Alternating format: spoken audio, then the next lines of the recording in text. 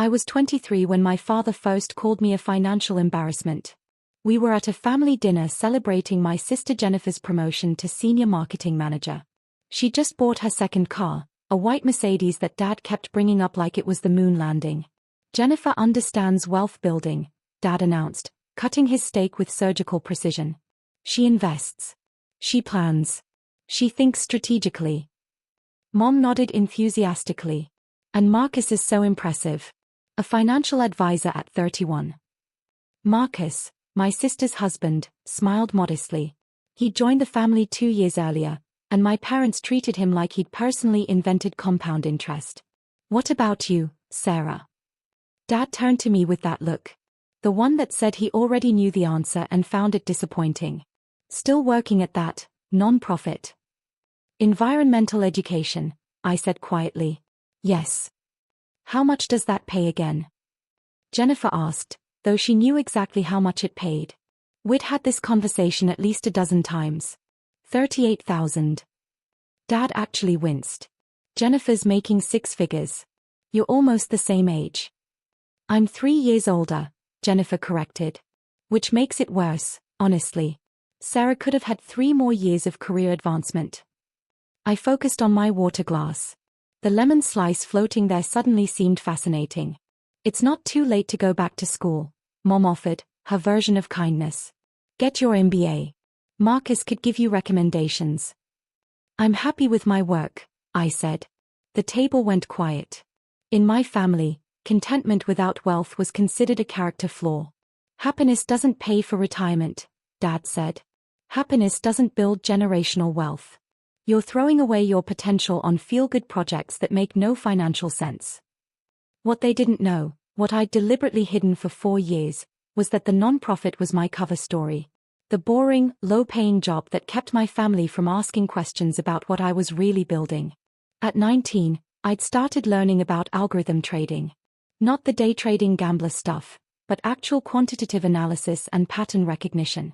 I'd spent 2 years developing proprietary models while working nights at a coffee shop.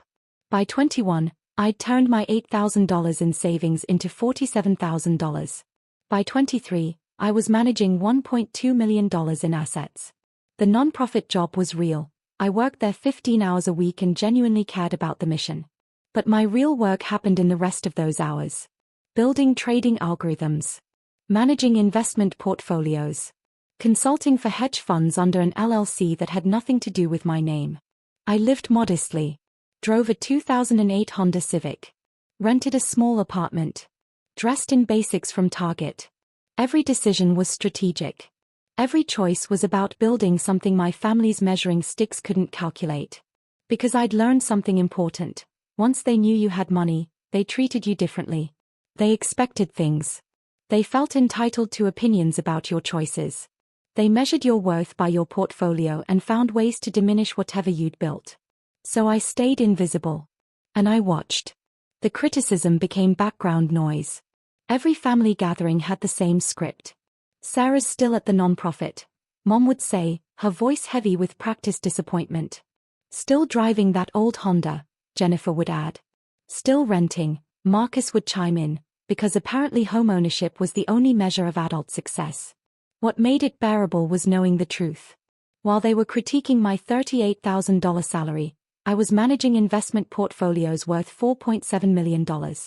While they were mocking my Honda, I was consulting for firms that managed billions. While they dismissed me as financially illiterate, I was reading corporate bond markets and algorithmic trading patterns they couldn't begin to understand. But something else was happening too. Something I noticed but didn't fully understand until later. My parents' lifestyle was expanding. Dad bought a boat. Mom redecorated the house twice in 18 months. They joined an exclusive country club. Took elaborate vacations to Europe and the Caribbean. Jennifer and Marcus bought a $1.3 million house with amenities that seemed extravagant even for their dual income. Investments are paying off, Dad would say vaguely when I asked how they afforded everything. Smart financial planning, Marcus would add with the confidence of someone who believed his own marketing materials. I didn't push. I was busy building my own empire. By 26, I was worth $12 million. By 28, I'd broken $30 million. My algorithms were performing consistently, my consulting contracts were expanding, and I'd started making angel investments in environmental tech startups that aligned with my actual values. I kept working at the nonprofit, kept driving the Honda, kept living in my modest apartment, kept my mouth shut while my family's lifestyle inflated like a balloon at a birthday party. Then came my 29th birthday dinner. We weren't sure we should get you anything, Mom said, sliding a gift card across the table. Target. We know that's where you shop. Jennifer laughed. Not meanly, exactly. But not kindly either. Maybe invest it, Marcus suggested. I could teach you about index funds if you want. Basic stuff. Dad was quieter than usual. He looked tired. Stressed. When he thought no one was watching, I saw him check his phone with an expression that looked like dread.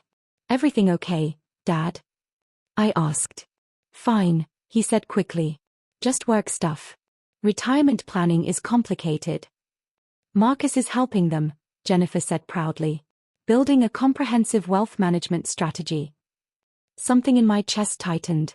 Not jealousy. Something else. Something that felt like a warning bell. I went home that night and did something I'd been avoiding. I started asking questions. Making quiet inquiries. Running searches through databases I had access to through my consulting work. What I found made my blood run cold. It took 3 weeks of careful investigation to piece it all together.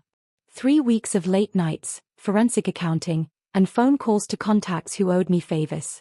My parents were broke. Not struggling, actually broke. Their retirement account had been drained 18 months ago. Dad's pension had been mismanaged by a firm that Marcus had recommended, losing 40% of its value before they pulled out. The house had a second mortgage. The boat was financed at 11% interest. The country club dues were 3 months behind. But that wasn't the worst part. The worst part was discovering where their money had actually gone. 7 years ago, shortly after Jennifer married Marcus, someone had started making anonymous payments into my parents' accounts. Someone had been covering their mortgage when they fell behind. Someone had paid off Dad's boat loan when the interest became crushing. Someone had funded Mom's interior decorating obsession and Dad's country club dues and the European vacations they posted on Facebook. Someone had been anonymously keeping my parents' lifestyle afloat while they criticized their daughter for being poor. That someone was me, not directly, not consciously, but through a complex chain I hadn't fully understood until now. Marcus had convinced my parents to invest in a private wealth management fund that promised 12% annual returns. That fund was managed by a firm called Apex Strategic Holdings. Apex had 6 major investors. I was the largest one, anonymous. Operating through my LLC, contributing roughly $180 million to their total managed assets. My money had been flowing into Apex. Apex had been using those funds to cover Marcus's promises to my parents. Marcus had been taking credit for financial genius while essentially using my capital to subsidize my parents' lifestyle and his own reputation. But it went deeper. I pulled the corporate records. Marcus's financial advisor position was at a small firm that Apex had acquired 2 years ago. His salary was being paid, indirectly, by returns generated from my investments. The house he and Jennifer bought? The down payment had come from a performance bonus that was just repackaged returns from my portfolio. For 7 years, I had been accidentally funding the very people who dismissed me as a financial failure. The irony would have been funny if it wasn't so devastating. I sat in my apartment, surrounded by spreadsheets and corporate documents, trying to decide what to do. My hands were shaking. Not from anger. I'd gone past anger 3 hours ago. This was something else. Something colder. Something that tasted like clarity. I pulled up my email. The retirement party invitation had arrived 2 weeks ago. James Sullivan cordially invites you to celebrate 35 years of service. Black tie event at the Riverside Country Club. Family only. Given the nature of the event and the guest list, we feel your presence would be awkward. We hope you understand. Mom had followed up with a phone call. Your sister's husband is a financial advisor, Sarah. There will be a lot of important people there. Professional people. We just think, well, you understand. I understood perfectly. I opened a new email to my attorney. Then another to my CFO. Then one to Harrison Banks, the regional president of Commonwealth Financial, the bank that held my parents' mortgage, their equity line, and their country club membership account. By morning, I had a plan. Not revenge, I wasn't interested in revenge. But truth. I was very interested in truth. The next 3 weeks were surgical. I'd spent years building systems, networks, and relationships in the financial world. Now I activated all of them. First, I contacted Apex Strategic Holdings. Not as an anonymous LLC, as myself. I requested a complete audit of fund performance and client relationships. As their largest investor, I had that right. They had 30 days to comply. Second, I hired a forensic accountant named Dr. Patricia Chen. Her specialty was tracking money through complex corporate structures. I gave her everything I'd found and asked her to verify it independently. She came back in 8 days with a 147-page report that was somehow worse than what I'd discovered on my own. The payments to my parents totaled $623,000 over 7 years. The funds had come from Marcus's bonuses and consulting fees, all derived from returns on my investments. Additionally, Dr. Chen found $284,000 in credit card debt that had been opened in my name, using information Marcus had access to through family connections. The cards were maxed out. My credit score, something I rarely checked, had been destroyed. Identity theft. Fraud. Embezzlement through corporate structures. I sat in Dr. Chen's office, reading her report, feeling nothing. I'd gone numb somewhere around page 43. "This is criminal," she said quietly. "You understand that, right? This isn't just civil fraud. This is federal." "I know. What do you want to do?" I looked at the retirement party invitation on my phone. 10 days away. "I want documentation," I said. "Everything. Timelines, wire transfers, corporate structures. I want it clear enough that a jury could understand it. And I want it ready by the 15th. She nodded. "And then?" "Then I'm going to a party. Underscore underscore underscore underscore underscore underscore underscore underscore underscore underscore underscore underscore underscore underscore underscore underscore. I spent the next week making other arrangements. I contacted Harrison Banks at Commonwealth Financial. We'd met twice before at industry conferences. He knew who I was professionally, even if he'd never made the connection to James Sullivan's disappointing daughter. "I need a favor," I told him. "A public one." When I explained the situation, he was quiet for a long time. "That's complicated. I'm not asking you to break any rules. I'm asking you to state facts. Publicly. At a specific time and place." "The retirement party." "Yes." Another long pause. "You're sure about this? This will destroy relationships. Family relationships." "They destroyed themselves," I said. "I'm just making sure everyone sees the receipts." He agreed. Professional courtesy, he called it. But I think part of him was curious. Bankers love watching money reveal character. I also made calls to 3 of my closest business partners. People who'd worked with me for years. People who knew exactly what I was worth and what I'd built. I asked them to attend the party as my guests. "You're sure about this?" asked Rebecca Torres, my primary trading partner. "This is going nuclear." "They've spent 7 years telling me I'm financially incompetent," I said, "while living off my money. I think it's time for an honest conversation." The final piece was my outfit. I'd spent years dressing down, hiding in plain sight. For the retirement party, I went to a boutique I'd never entered before and bought a black cocktail dress that cost more than my monthly rent. I bought shoes that could have paid my car insurance for a year. I bought jewelry that was tasteful and expensive and completely unlike anything my family had ever seen me wear. When I looked in the mirror, I barely recognized myself. I looked like someone who belonged at a black tie event. Someone who commanded attention. Someone who had power. "That's perfect," the sales associate said. "It's honest," I corrected. The Riverside Country Club glittered like a promise. Valet parking. Ice sculptures. A jazz quartet playing in the corner. My father's retirement party looked like a wedding reception for someone moderately famous. I pulled up in my Honda Civic. The valet looked confused, then sympathetic, then he took my keys with the kind of professional courtesy that said he'd seen worse. Inside, the party was already in full swing. 200 people, maybe more. Dad's colleagues from his engineering firm. Mom's book club friends. Jennifer and Marcus holding court near the bar, both dressed like they were attending a royal wedding. I walked in alone. My dress caught the light. My jewelry sparkled subtly. I saw heads turn, saw people trying to place me, saw the exact moment my mother spotted me across the room. Her face went through several expressions in rapid succession. Confusion. Recognition. Disapproval. She started moving toward me with purpose. Sarah. She said my name like an accusation. We told you this was family only. I am family. You know what I meant. She glanced around nervously. And what are you wearing? That dress must have cost more than my monthly salary. I smiled. Yes. Much more. Dad appeared at her shoulder. He looked older than I remembered. Tired. The stress I'd seen at my birthday dinner had deepened into something harder. Sarah, this isn't the time, he said quietly. Please. Not tonight. Jennifer materialized with Marcus trailing behind. She looked me up and down like I was a curiosity at a museum. Wow.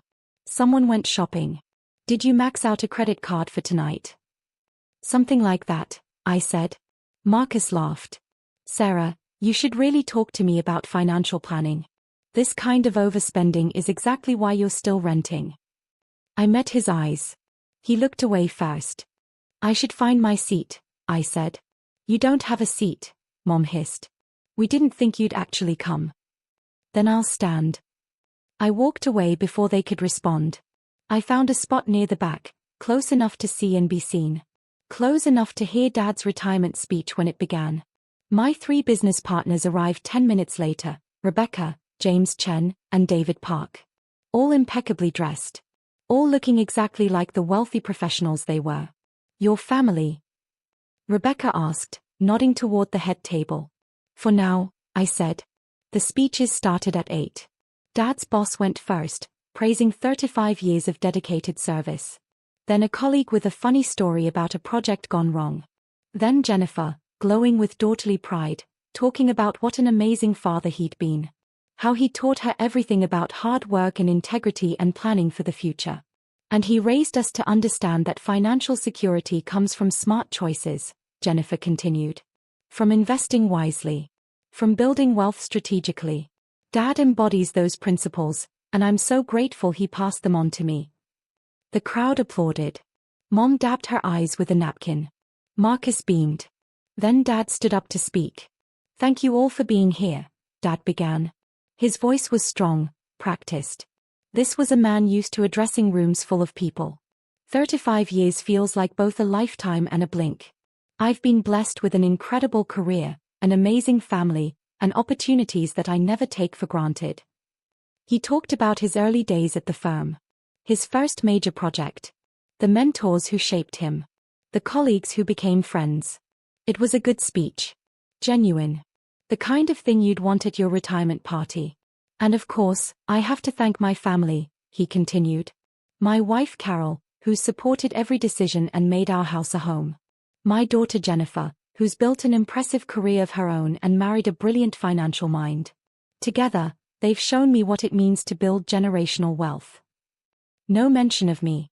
Not even a vague reference to my daughters that could have included me by technicality. I'm proud to say that after 35 years of work, I'm retiring comfortably. Thanks to smart investing, strategic planning, and the kind of financial discipline that. The doors at the back of the ballroom opened. Harrison Banks walked in. He wasn't alone. He had 2 associates with him, both carrying leather portfolios. They walked with the kind of confidence that made people step aside instinctively. Dad faltered. As I was saying, the kind of financial discipline that. Harrison reached the head table. He smiled politely at the crowd, then turned to my father. Mr. Sullivan, I apologize for the interruption. I'm Harrison Banks, Regional President of Commonwealth Financial. May I have a moment? The room went completely silent. Dad's face had gone pale. This isn't really an appropriate time. I disagree, Harrison said pleasantly. I think this is the perfect time.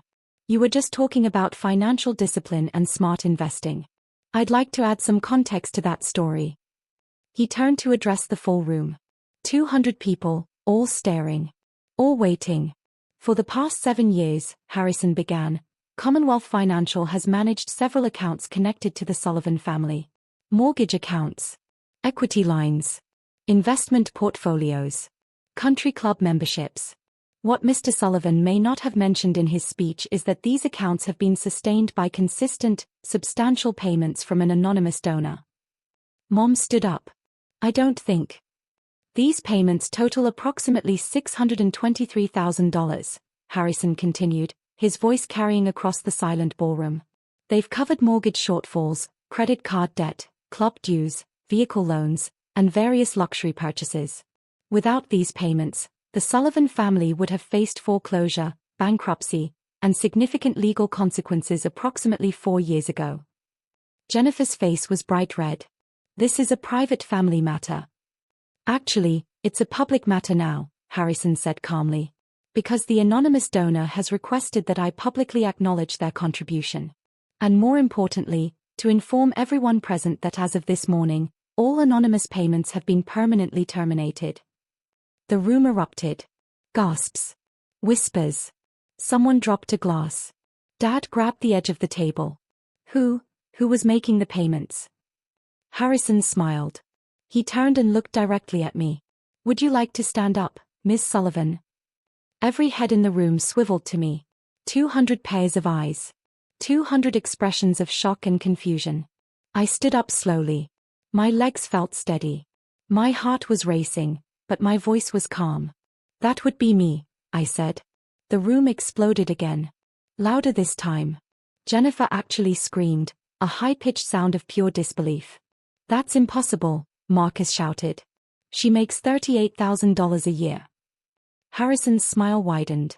Miss Sullivan does indeed work part-time at an environmental nonprofit for $38,000 annually.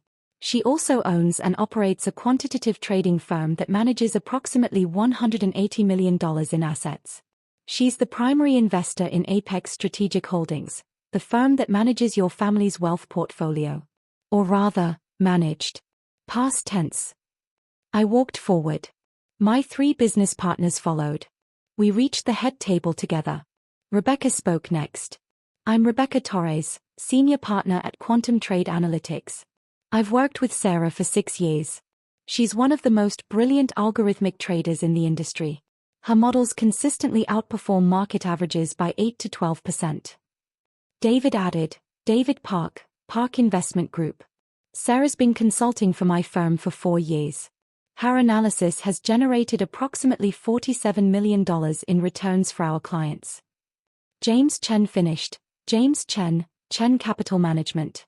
Sarah's angel investments in environmental tech have a 340% average return rate. She's one of the most respected investors in the sustainable technology sector. The silence was deafening. Dad's mouth was opening and closing like a fish. Mom had sat down heavily, her face the color of chalk. Jennifer was staring at me like I'd grown a second head. This is a joke, she whispered. This has to be a joke. It's not a joke, I said quietly. It's just the truth. The truth you never bothered to ask about. Marcus stood up so fast his chair fell over. You're lying. This is all lies. I'm a financial advisor, I would have known. You would have known if you'd been paying attention, Harrison interrupted. But you were too busy taking credit for returns generated by Miss Sullivan's capital. Speaking of which, he opened one of the leather portfolios. This is a complete accounting of fund flows through Apex Strategic Holdings for the past 7 years. Every payment to your family. Every bonus you received. Every performance dividend that paid for your house and cars and lifestyle. He handed the document to Marcus, who took it with shaking hands.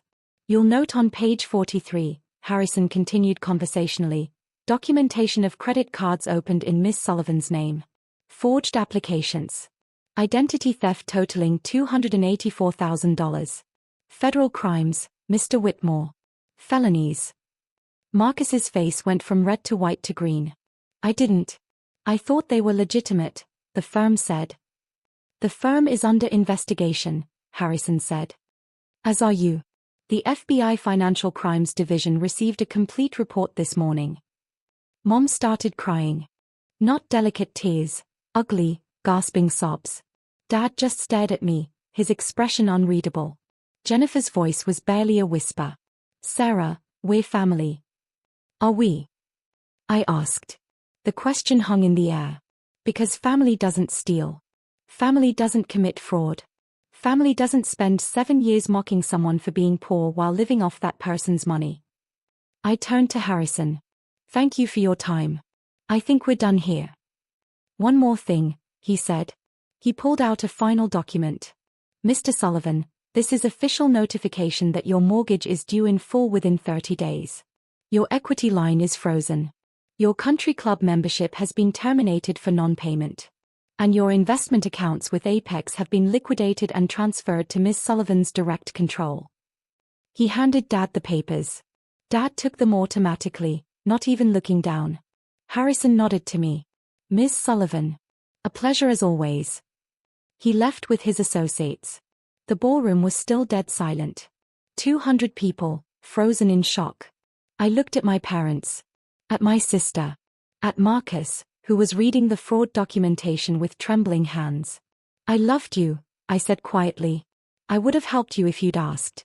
If you'd treated me like family instead of a failure. But you didn't. You mocked me. Dismissed me. Used me. And now you're facing the consequences. I didn't stay for the rest of the party. There wasn't a rest of the party. It dissolved within 20 minutes of my revelation. Guests fled like the building was on fire. Dad's colleagues suddenly remembered other commitments. Mom's book club friends vanished. I went home to my modest apartment. Changed into sweatpants. Made tea. Sat on my couch with my cat, Keynes, purring in my lap. My phone started ringing around 9:30. Jennifer first. I didn't answer. Then Mom. Then Dad. Then Jennifer again. Then Marcus. I turned my phone off. The next morning, my attorney called on my office line. You're viral, she said without preamble. What? Someone filmed the whole thing. It's on TikTok. YouTube. Twitter. Woman reveals she's secret millionaire funding family who mocked her. You're everywhere. I pulled up social media on my laptop. She wasn't exaggerating. The video had 4.3 million views. The comments were overwhelmingly supportive. This is the most satisfying thing I've ever seen. The silence when she stood up loudly crying face. Imagine mocking your daughter for 7 years while she's literally paying your bills. That bank president is a legend for doing that publicly. My office phone rang again. My publicist. Sarah, we need to talk about media strategy. Forbes wants an interview. So does Bloomberg. And you've got 17 speaking requests for financial conferences. I don't want to be famous, I said. Too late. You're the face of strategic silence now. The woman who built an empire while being underestimated. That's a powerful narrative. Maybe it was. I didn't know. I hadn't done it for narrative. I'd done it for truth. The FBI investigation moved fast. Within a week, Marcus was facing federal charges for identity theft and wire fraud. His financial advisor license was suspended pending investigation. Jennifer filed for divorce 3 days later. My parents' house went into foreclosure. The country club membership was terminated. The boat was repossessed. Dad's retirement, the one he'd been celebrating, revealed itself as the financial disaster it actually was.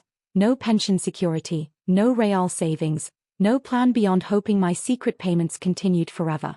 Mom called me 37 times in the first week. I didn't answer. Finally, she showed up at my apartment. I almost didn't open the door. But something in me, some remaining fragment of the daughter I used to be, couldn't ignore her standing in the hallway. She looked older. Smaller. Her expensive salon hair needed touching up. Her designer outfit looked wilted. Can I come in? She asked. I stepped aside. We sat in my living room. She looked around at my modest furniture, my second-hand bookshelf, my simple life. I never understood, she said quietly. Understood what? Why you lived like this. When you were. She couldn't finish the sentence. When I had money. I supplied. Because money wasn't the point. Building something real was the point. Making actual impact was the point. Not impressing people at country clubs. She was crying again. We're losing everything. The house, the cars, our reputation. Your father might lose his pension entirely. They are reviewing his accounts for fraud connection. That's not my fault. I know. She twisted her hands together. I know. I thought you'd help. You our daughter. There it was. The core assumption. That blood meant obligation. That family meant unconditional financial support no matter how they treated me. You called me a financial embarrassment, I said. You excluded me from family events because my job wasn't impressive enough. You let Jennifer and Marcus mock me for 7 years.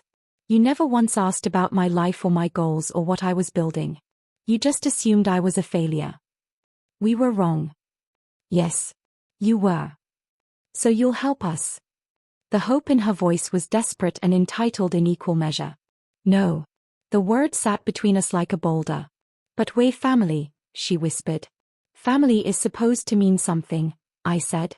It's supposed to mean support and respect and honesty. You gave me none of those things. You gave me judgment and mockery and fraud. Why would I reward that? Please, Sarah. We'll lose everything. You already lost everything, I said quietly. You just didn't notice until the money stopped.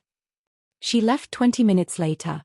I closed the door behind her and felt nothing. Not satisfaction.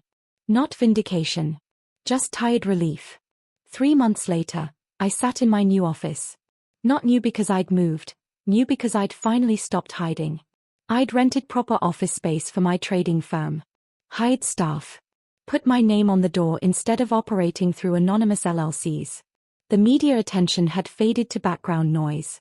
I'd done one interview with Forbes, carefully controlled, focused on my work rather than my family drama. I'd declined the rest. I wasn't interested in being famous. I was interested in building. My environmental non-profit work continued. I increased my hours there, actually. With my wealth public knowledge, I could fund programs I'd previously only dreamed about. I donated $5 million to expand their educational initiatives. I became their largest donor and board member. Rebecca and I launched a new quantitative trading fund specifically focused on sustainable investments. We raised $340 million in the first month. Turns out investors liked the story of the quiet genius who'd been hiding in plain sight. My parents declared bankruptcy. The house sold at auction. They moved into a small apartment across town. Dad got a part-time consulting gig that paid enough to cover basics. Mom started working retail, her first job in 30 years. Jennifer's divorce finalized. She moved to a different city for a fresh start. We haven't spoken. Marcus was convicted on 4 counts of identity theft and 2 counts of wire fraud. 18 months in federal prison, 5 years probation, and permanent revocation of his financial licenses. He'll be paying restitution for the rest of his life. On a Wednesday in October, 6 months after the retirement party, I got a letter. Handwritten. My father's careful engineering script. Dear Sarah, I don't expect forgiveness. I don't even know if I deserve the chance to ask for it. I'm writing because your mother and I have spent the past 6 months in therapy, both together and separately, trying to understand how we failed so completely as parents. The therapist asked us when we stopped seeing you as a person and started seeing you as a disappointment. I couldn't answer. Because I don't remember. It happened gradually, I think. Your sister's success became easier to celebrate. Marcus's presence gave us someone to boast about. And you became invisible. We were wrong. About everything. About what matters. About what success means. About what family should be. I know I have no right to ask anything of you. But if you're willing, I'd like to try to actually know my daughter. Not your bank account. Not your portfolio. You. Who you are. What you care about. What you've built that has nothing to do with money. I understand if the answer is no. I understand if it's too late. Dad. I read it 3 times. Put it in my desk drawer. Didn't respond. 2 weeks later, I pulled it out again. Reread it. Thought about the man who'd raised me. The man who'd taught me to think critically, even as he stopped applying that skill to his own assumptions. The man who'd been flawed and wrong and hurtful, but who was, maybe, trying to be different. I called him. Hello. He sounded uncertain. Older. It's Sarah, I said. I got your letter. Silence. Then a shaky breath. Thank you for calling. I'm not ready to forgive you, I said. I don't know if I ever will be. But I'm willing to have coffee. Once. To see if there's something worth rebuilding. That's more than I deserve, he said quietly. Thank you. We met the following Tuesday at a small coffee shop near his apartment. He ordered black coffee. I got my usual cappuccino. We sat across from each other, two people who shared DNA and history and not much else. Tell me about your work, he said. The real work. Not the parts one saw in the Forbes article. I want to understand what you actually do. So I told him. About algorithmic trading and pattern recognition. About environmental tech investments and sustainable development. About building systems that create real value rather than just extracting wealth. About the non-profit work that actually mattered to me. He listened. Actually listened. Asked questions that showed he was trying to understand, not just waiting to judge. I was an idiot, he said finally. You were building something extraordinary, and I was too focused on conventional markers of success to see it. Yes, I agreed. You were. Can I ask why you hid it? I thought about that. Because I knew once you saw the money, that's all you'd see. And I wanted to build something that mattered for reasons beyond impressing you. He nodded slowly. Did it work? Yes. I built exactly what I wanted. And when you finally saw it, you saw it in the worst possible way. But that wasn't really about you. That was about me refusing to let fraud and mockery continue unchallenged. Fair enough. We talked for an hour. It wasn't healing. It wasn't reconciliation. It was just conversation. Two people trying to find some common ground in the wreckage of broken assumptions. As we left, he paused. Sarah? I know I can't undo the past 7 years. But I'd like to try to know you going forward. If you're willing. No expectations. No judgment. Just trying. Maybe, I said. We'll see. A year after the retirement party, I was worth $47 million. My trading firm managed $340 million in assets. I'd been featured in Forbes, Bloomberg, and TechCrunch. I spoke at 3 major financial conferences about algorithmic trading and sustainable investment. But the thing I was proudest of had nothing to do with money. The environmental nonprofit I'd worked at for a decade launched a new program, fully funded by my foundation, that brought environmental education to underserved schools. We reached 50,000 kids in the first year. We employed 15 full-time educators. We changed lives in ways that had nothing to do with portfolios or returns. My relationship with my father remained complicated. We had coffee every few weeks. Sometimes it was good.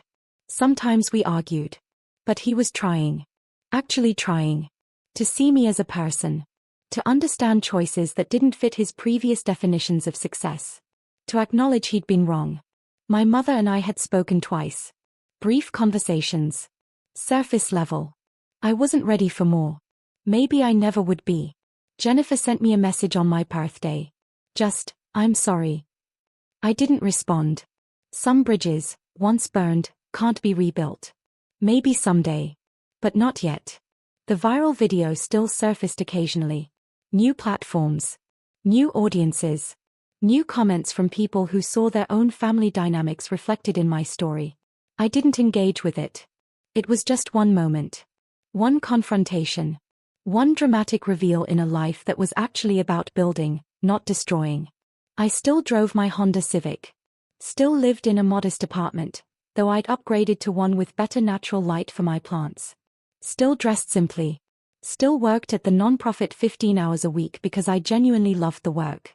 But I stopped hiding. I stopped pretending. I put my name on my company. I owned my success publicly. Not to impress anyone. But because I'd learned that hiding truth to avoid judgment was its own kind of prison. My wealth wasn't my identity. My portfolio wasn't my worth. But my work mattered. My impact mattered. And I refused to diminish that inner more to make other people comfortable. On the anniversary of the retirement party, Rebecca and I went out for drinks to celebrate a major fund milestone. Over cocktails, she asked the question I'd been avoiding. Do you regret it? The public confrontation. I thought about it. Really thought about it. No, I said finally. I regret that it was necessary. I regret that they pushed things so far that public revelation became the only option. But the confrontation itself? The truth? No. I don't regret truth. Even though it destroyed your family relationships. Those relationships were already destroyed, I said. They were built on false assumptions and conditional love and mockery disguised as concern. I just made the destruction visible. She raised her glass. To visible truth. To visible truth, I echoed. We drank to that. To building things that mattered. To refusing to hide. To letting success speak its own language without apology or pretense. I went home that night to my modest apartment and my rescue cat and my simple life that was actually extraordinary. I pulled up my portfolio, not to obsess over returns, but to review the impact investments I'd made. Environmental tech startups creating real solutions. Sustainable energy companies changing infrastructure. Educational programs reaching kids who needed them. Money was a tool. Wealth was leverage. Success was what you built with both. And I'd built something real. Something that mattered. Something my family had never bothered to see until it was too late. I didn't need their validation anymore. I had my own. And that, I realized, was the real power reversal. Not the public confrontation. Not the dramatic reveal. But the quiet certainty that my worth had never been defined by their judgment in the first place. I was building an empire they couldn't see because they were looking at the wrong measurements. I was successful on terms they couldn't understand because they'd never asked what success meant to me. And I was free. Finally, completely free. From their expectations. Their limitations. Their narrow definitions of what a life well lived should look like. The retirement party had been the end of one story. But it was the beginning of another. One where I wrote the rules. Where I defined success. Where I built without apology and loved without condition and lived without hiding. That story was still being written. And it was mine.